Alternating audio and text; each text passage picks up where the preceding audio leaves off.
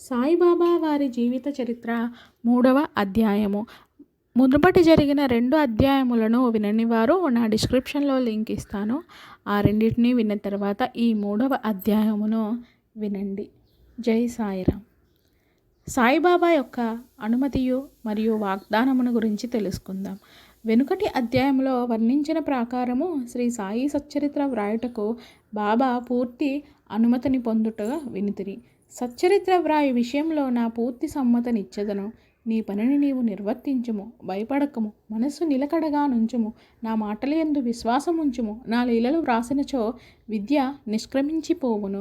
వానిని శ్రద్ధా భక్తులతో నెవరు వినిదరో వారికి ప్రపంచమందు మమత క్షీణించును, బలమైన భక్తి ప్రేమ కెరటములు లేచును. ఎవరైతే నా లీలలో మునిగెదరో వారికి జ్ఞాన రత్నములు లభించును.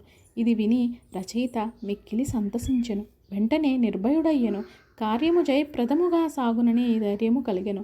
అటుపైని మాధవరావు దేశపాండే వైపు తిరిగి బాబా ఇట్లనెను. నా నామము ప్రేమతో నుచ్చరించిన వారి కోరికలన్నీయు నెరవేర్చెదను. వారి భక్తికి హెచ్చించెదను. వారి నన్ను దిశలందు కాపాడదను.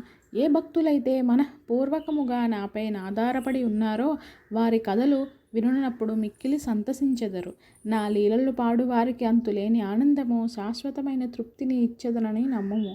ఎవరైతే శరణాగతి వేడెదరో, నన్ను భక్తి విశ్వాసముతో పూజించెదరో, నన్నే స్మరించెదరో, నా ఆకారము మనస్సును నిలిపెదరో వారికి బంధముల నుండి తప్పించుట నా ముఖ్య లక్షణము.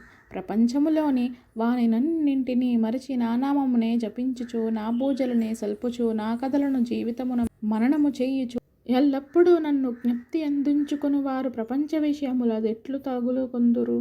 వారిని మరణము నుండి బయటకు లాగెదను. నా కథలే విన్నచో అది సకల రోగములు నివారించును. కాబట్టి భక్తి శ్రద్ధలతో నా కథలను వినుము. వానిని మనమున నిలుపుము. ఆనందమునకు తృప్తికి నిధియే మార్గము. నా భక్తుల యొక్క గర్వాహంకారములు నిష్క్రమించిపోవును. వినువారికి శాంతి కలుగును. మనఃపూర్వకమైన నమ్మకము గల వారికి శుద్ధ చైతన్యముతో తాధ్యము కలుగును. సాయి సాయి అని నామమును జ్ఞప్తి అందించుకున్నంత మాత్రమున చెడు పలుకుట వలన వినుట వలన కలుగు పాపములు తొలగిపోవును. భక్తులకు వేర్వేరు పనులు నియమించుట. భగవంతుడు వేర్వేరు భక్తులను వేర్వేరు పనులకు నియమించుచును. కొందరు దేవాలయములు, మఠములు, తీర్థములలో నది ఒడ్డున మెట్లు మొదలగునవి నిర్మించుటకు నియమితులగుదురు. కొందరు తీర్థయాత్రలకు పోవుదురు. నన్నీ సచ్చరిత్ర వ్రాయమని నియమించిరి. అన్ని విషయములు పూర్తిగా తెలియనివాడనగుటచే ఈ పనికి నాకు అర్హత లేదు. అయితే ఇంత కఠినమైన పని నేనెందుకు ఆమోదించవలను? సాయిబాబా జీవిత చరిత్రను వర్ణించగల వారెవ్వరు? సాయి యొక్క కరుణయే అంత కఠినమైన పని అనొచ్చు శక్తిని ప్రసాదించినది. నేను చేత కలము పట్టుకొనగానే సాయిబాబా నా అహంకారమును పెరికివేసి వారి కథలను వారే వ్రాసికొనిరి. కనుక ఈ కథలను వ్రాసిన గౌరవము సాయిబాబాకే చెందును గాని నాకు కాదు. బ్రాహ్మణుడై పుట్టినప్పటికీ శృతి స్మృతి అను 2 కండ్లు లేకుంటచే సాయి సచ్చరిత్ర వ్రాయలేకుంటిని. కానీ భగవంతుని అనుగ్రహము మూగవానిని మాట్లాడునట్లు చేయును, కుంటివానిని పర్వతములు దాటునట్లు చేయును. తన ఇచ్ఛానుసారము పనులు నెరవేర్చుకొనుటలో ఆ భగవంతునికే ఆ చాతుర్యము కలదు. హార్మోనియమునకు గాని వేణువుకు గాని ధ్వనులు ఎట్లు వచ్చునవో తెలియదు. అది వాయించువానికే తెలియను. చంద్రకాంతము ద్రవించుట, సముద్రం ఉప్పొంగుట వాని వల్ల జరగదు, కానీ చంద్రోదయము వల్ల జరుగును. బాబా కథలు దీపస్తంభములు. సముద్ర మధ్యమందు దీపస్తంభములుండును. పడవలపై పోవువారు ఆ వెలుతురు వలన రాళ్ళు రప్పల వల్ల కలుగు హానులను తప్పించుకుని సురక్షితముగా పోవుదురు. ప్రపంచమను మహాసముద్రంలో బాబా కథలను దీపములు దారి చూపును. అవి అమృతము కంటే తీయగా నుండి ప్రపంచ యాత్ర చేయు మార్గమును సులభమగును. యోగీశ్వరుల కథల పవిత్రములు. అవి మన చెవుల ద్వారా హృదయమునందు ప్రవేశించినప్పుడు శరీర స్పృశయును, అహంకారమును, ద్వంద్వ భావములను నిష్క్రమించును. అవి మన హృదయమునందు నిల్వ చేసినచో సందేహములు పటాపంచలైపోవును. శరీర గర్వము మాయమైపోయి కావలసినంత జ్ఞానము నిల్వ చేయబడును. శ్రీ సాయిబాబా కీర్తి వర్ణనలు ప్రేమతో పాడినా గాని వినినా గాని భక్తునికి పాపములు పటాపంచలగును. కాబట్టి ఇవి ఏ మోక్షమునకు సులభ సాధనములు. కృతయుగములో సమధమములు అనగా నిత్యల మనస్సు శరీరము, త్రేతాయుగములో యాగము, ద్వాపర యుగములో పూజ, కలియుగంలో భగవన్మహిమలను నామములను పాడుట, మోక్ష మార్గములు 4 వర్ణముల వారు ఈ చివరి సాధనమును అవలంబించవచ్చును. తక్కిన సాధనములు అనగా యోగము, యాగము, ధ్యానము, ధారణము అవలంబించుట కష్టతరము. కానీ భగవంతునికి కీర్తికి మహిమల పాడుట అతి సులభము.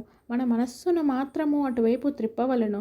భగవత్ కథలను వినుట వలన పాడుట వలన మనకు శరీరమందు గల అభిమానము పోవును. అది భక్తులకు నిర్మోహులుగా చేసి తుదకు ఆత్మసాక్షాత్కారము పొందునట్లు చెయ్యును. ఈ కారణము చేతనే సాయిబాబా నాకు సహాయపడి నాచే ఈ సచ్చరిత్రామృతమును వ్రాయించెను. భక్తులు దానిని సులభముగా చదవగలరు, వినగలరు. చదువునప్పుడు వినునప్పుడు బాబాను ధ్యానించవచ్చును. వారి స్వరూపమును మనస్సునందు మననము చేసుకొనవచ్చును. ఈ ప్రకారముగా గురువునందు తదుపరి భగవంతుని యందు భక్తి కలుగును. తుదకు ప్రపంచమందు విరక్తి పొంది ఆత్మసాక్షాత్కారము సంపాదించగలుగుదుము. సచ్చరితామృతమును వ్రాయుట తయారు చేయుట బాబా యొక్క కటాక్షము చేతనే సిద్ధించినవి. నేను నిమిత్త మాత్రుడగననే అంటిని. సాయిబాబా యొక్క మాతృ ప్రేమ. ఆవు తన దూడనెట్లు ప్రేమించునో అందరికీ తెలిసిన విషయమే. దాని పొదుగెల్లప్పుడూ నిండియే ఉండును. దూడకు కావలసినప్పుడెల్లా కుడిచినచో పాలు ధారగా కారును. అలాగునే బిడ్డకు ఎప్పుడు పాలు కావలనో తల్లి గ్రహించి సకాలమందు పాలిచ్చును. బిడ్డకు గుడ్డలు తోడగుట ఎందు అలంకరించుట ఎందు తల్లి తగిన శ్రద్ధ తీసుకుని సరిగ్గా చెయ్యును. బిడ్డకు ఈ విషయం ఏమీయో తెలియదు. కానీ తల్లి తన బిడ్డల దుస్తులు ధరించి అలంకరింపబడుచే చూచి తము అమితానందమును పొందుము. తల్లి ప్రేమకు సరిపోల్చగలదగినది ఏదీ లేదు. అది అసామాన్యము, నిర్వాద్యము. సద్గురువులు కూడా నీ మాతృప్రేమ వారి శిష్యుల యందు చూపుదురు. సాయిబాబాకు కూడా నా ఎంతటి ప్రేమయుండెను. దానికి ఈ క్రింది ఉదాహరణ ఒకటి. 1916వ సంవత్సరములో నేను సర్కారు ఉద్యోగము నుండి విరమించితిని. నాకియ్య నిశ్చయించిన పింఛను కుటుంబమును గౌరవముగా సాగుటకు చాలదు. గురు పౌర్ణమి నాడు ఇతర భక్తులతో నేను కూడా షిరిడీ పోయితిని. అన్నా చించనీకర్ నా గురించి బాబాతో నిట్లనను. దయచేసి వాని యందు దాక్షిణ్యము చూపుము. వానికి వచ్చు పింఛను సరిపోదు. వాని కుటుంబం పెరుగుచున్నది. వానికి ఇంకేదైనా ఉద్యోగం ఇప్పించుము. వాని యాతురతను తీసివెయ్యుము. వానికి ఆనందము కలుగునట్లు చెయ్యుము. అందులకు బాబా ఇట్లు జవాబిచ్చెను. వానికి ఇంకొక ఉద్యోగము దొరుకును. కానీ వాడిప్పుడు నా సేవలో తృప్తి పడవలను. వాని భోజన పాత్రలు ఎప్పుడూ పూర్ణముగానే ఉండును. ఎన్నటికీ నిండుకొనవు. వాని దృష్టినంతటినీ నా వైపు త్రిప్పవలను. నాస్తికుల దుర్మార్గుల సహవాసము విడవవలను. అందరి ఎడ అనుకువ నమ్రతలుండవలను. నన్ను హృదయపూర్వకముగా పూజించవలను. వాడిట్లు చేసినచో శాశ్వత ఆనందము పొందును. నన్ను పూజించినప్పుడు దానిలోని ఈ నన్ను ఎవరు అను ప్రశ్నకు సమాధానము సాయిబాబా ఎవరు అను దానిలో విశదీకరింపబడి ఉన్నది. మొదటి అధ్యాయమునకు పూర్వము ఉపోద్ఘాతములో చూడుడు. రోహిల్లా కథ. రోహిల్లా కథ విన్నచో బాబా ప్రేమ ఎట్టిదో బోధపడును. పొడుగటివాడును, పొడుగైన చొక్కా తొడిగినవాడును, బలవంతుడగును రోహిల్లా ఒకడు బాబా కీర్తి విని వ్యామోహితుడయ్యను. షిరిడీలో స్థిర నివాసము ఏర్పరచుకుని రాత్రింబగళ్ళు ఖురానులోని కల్మాను చదువుతూ అల్లాహు అక్బర్ అని ఆంబోతు రెంకెవెయ్యునట్లుగా బిగ్గరగా నరుచుచుండెను. పగలంతయు పొలములో కష్టపడి పనిచేసి ఇంటికి వచ్చిన షిరిడీ ప్రజలకు నిద్ర భంగము, అసౌకర్యము కలుగుచూ ఉండెను. కొన్నాళ్ల వరకు వారు దీని నోర్చుకుని తుదకు బాధ నోర్వలేక బాబా వద్దకేగి రోహిల్లా అరుపులు నాపుమని బతిమాలిరి. బాబా వారి ఫిర్యాదును వినకపోవటయే కాక వారిపై కోపించి వారు పనులు వారు చూచుకొనవలసినదేనని కానీ రోహిల్లా జోలికి పోవద్దని మందలించెను. రోహిల్లాకు ఒక దౌర్భాగ్యపు భార్య కలదని, ఆమె గయ్యాలి అనియు, ఆమె వచ్చి రోహిల్లాను తనను బాధపెట్టుననియు బాగా చెప్పెను.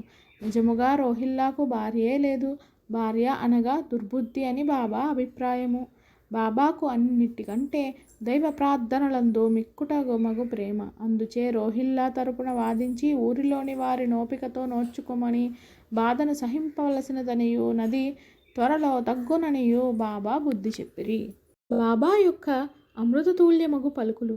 ఒకనాడు మధ్యాహ్న హారతి అయిన పిమ్మట భక్తులందరూ తమ తమ బసలకు పోవుచుండిరి. అప్పుడు బాబా ఈ క్రింది చక్కని ఉపదేశమునిచ్చిరి. మీరెక్కడనున్నప్పటికీ నేమి చేసినప్పటికీ నాకు తెలియనని బాగుగా జ్ఞాపకముంచుకొనుడు.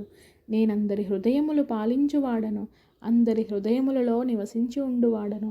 ప్రపంచమందు గల చరాచర జీవకోటి నావరించి ఉన్నాను. ఈ జగత్తును నడిపించువాడను, సూత్రధారిని నేనే. నేనే జగన్మాతను. త్రిగుణముల సామరస్యము నేనే. ఇంద్రియ చాలకుడను నేనే. సృష్టి స్థితిలయ కారకుడను నేనే. ఎవరైతే తమ దృష్టిని నా వైపు త్రిప్పెదరో వారిని మాయా శిక్షించదు. చీమలు దృశ్యమాన చరాచర జీవ కోటి అంతయు నా శరీరమే, నా రూపమే. ఈ చక్కని అమూల్యమైన మాటలు విని వెంటనే నా మనసులో నెవరి సేవ చెయ్యక గురుసేవయే చెయ్యుటకు నిశ్చయించితిని. కానీ అన్నా చించనీకరు ప్రశ్నకు బాబా చెప్పిన సమాధానము నా మనస్సునందుండెను. అది జరుగునా లేదా అని సందేహము కలుగుచుండెను. భవిష్యత్తులో బాబా పలికిన పలుకులు సత్యములైనవి. నాకొక సర్కారు ఉద్యోగము దొరికెను, కానీ అది కొద్ది కాలము వరకే. అటు పిమ్మట వేరే పని ఏదుచూ చెయ్యక శ్రీ సాయి సేవకు నా జీవితమంతయు సమర్పించితిని. ఈ అధ్యాయము ముగించకముందు చదువరులకు నేను చెప్పునదేమనగా, బద్ధకము, నిద్ర, చంచల మనస్సు, శరీరమందభిమానము మొదలగు వానిని విడిచి వారు తమ యావత్ దృష్టిని సాయిబాబా కథల వైపు తిప్పవలెను. వారి ప్రేమ సహజముగా నుండవలెను. వారు భక్తి యొక్క రహస్యమును తెలుసుకొందురుగాక. ఇతర మార్గములు అవలంబించి అనవసరముగా అలసిపోవద్దు. అందుకు నొకే మార్గమును త్రొక్కుదురుగాక, అనగా శ్రీ సాయి కథలను విందురుగాక. ఇది వారి అజ్ఞానమును నశింపజేయను, మోక్షమును సంపాదించి పెట్టును. లోబి ఎక్కడనున్నప్పటికీ వాని మనసు తాను పాదిపెట్టిన సొత్తునందే ఉండునట్లు బాబాను కూడా నెల్లవారు తమ హృదయములనందు స్థాపించుకొందురుగాక. ఓం నమో సాయినాథాయ. 3వ అధ్యాయము సంపూర్ణము. ఇలాంటివి ఇంకెన్నో గ్రంథాలను, కథలను తెలుసుకోవాలి అని అనుకుంటే మన ఛానల్ని తప్పకుండా సబ్స్క్రైబ్ చేసుకొని ప్రోత్సహిస్తారని నమ్ముతున్నాను. ధన్యవాదాలు.